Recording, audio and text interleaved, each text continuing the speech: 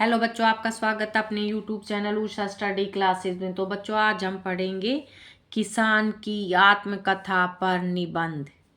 मैं एक किसान हूँ और मेरी कहानी भी अनगिनत किसानों की कहानियों जैसी है, जो संघर्ष, मेहनत और उम्मीद से भरी है। मेरा नाम श्याम है और मैं हरियाणा के एक छोटे से गांव में रहता हूँ। मेरा जीवन खेतों से शुरू होता है और वहीं ख़त्म हो जाता है। मेरे लिए खेती सिर्फ जीविका का साधन नहीं, बल्कि एक धरोहर है जो पीढ़ियों से मेरे परिवार में चली आ रही है।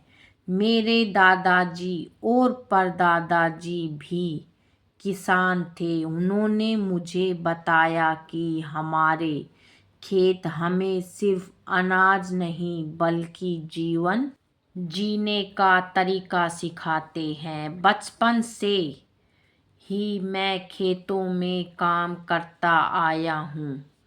जैसे जैसे मैं बड़ा हुआ, मैंने खेतों की जिम्मेदारी अपने कंधों पर ले ली। खेती के काम में सूरज उगने से पहले उठना और देर रात तक काम करना शामिल है। हर मौसम अपने साथ नई चुनौतियां और नई उम्मीदें लाता है। गर्मी की तपिश हो, बारिश की बौछारें हो या सर्दी की ठिठुरन, हमें अपने खेतों का ध्यान रखना होता है। जब मैं खेतों में हल चलाता हूँ तो मुझे गर्व महसूस होता है। मेरे हाथों की मेहनत से जब फसलें लहराती है तो दिल को एक अलग ही सुकून मिलता है। खेती एक तपस्या है जो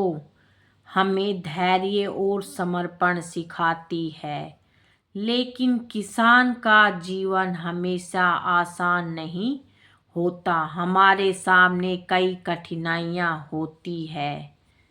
कभी मौसम की मार, कभी बाजार की अनिश्चितता और कभी कर्ज का बोझ। हमारे खेतों में कभी अच्छी फसल होती है तो कभी सूखा या बाढ़ हमें निराश कर देती है। इन सब के बावजूद हम हार नहीं मानते और अपनी पूरी ताकत से मेहनत करते रहते हैं। मैंने कई बार देखा है कि जब फसल अच्छी होती है तो हमारा चेहरा खिल उठता है, परिवार में खुशियाँ आती है, हमें अपनी मेहनत का फल मिलता है। लेकिन जब फसल खराब होती है तो दुख और निराशा का सामना करना पड़ता है। ऐसे समय में परिवार के सदस्यों का सहारा और उनका साथ ही हमें आगे बढ़ने की प्रेरणा देता है। खेती सिर्फ अनाज उगने का काम नहीं है, यह हमें प्रकृति के करीब लाती है। खेतों में काम करते हुए हम हवा की ताजगी, मिट्टी की महक और फसलों की सरसराहट महसूस करते हैं। यह एक ऐसी अनुभूति है जो शहरों के जीवन में संभव नहीं है। प्रकृति के संगम में जीवन बिताना एक अनमोल अनुभव है।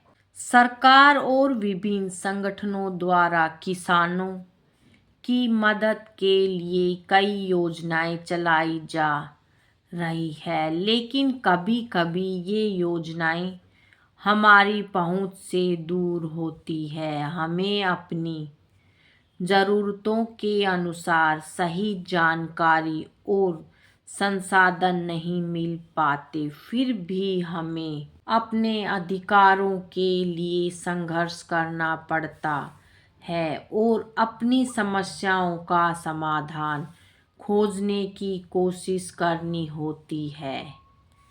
खेती के साथ साथ हम पशुपालन भी करते हैं। हमारे पास कुछ गायें और भैंसें हैं जो हमारे लिए दूध और अन्य उत्पाद उपलब्ध कराती हैं। पशुओं की देखभाल करना भी हमारे जीवन का महत्वपूर्ण हिस्सा है। यह काम भी हमें अनुशासन और सहनशीलता सिखाता है।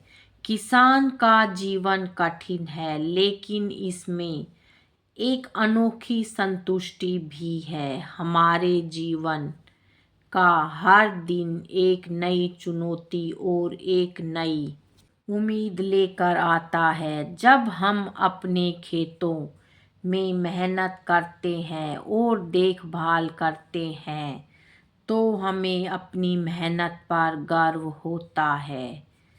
खेती हमें सिखाती है कि मेहनत का फल हमेशा मीठा होता है, चाहे रास्ता कितना भी कठिन क्यों न हो।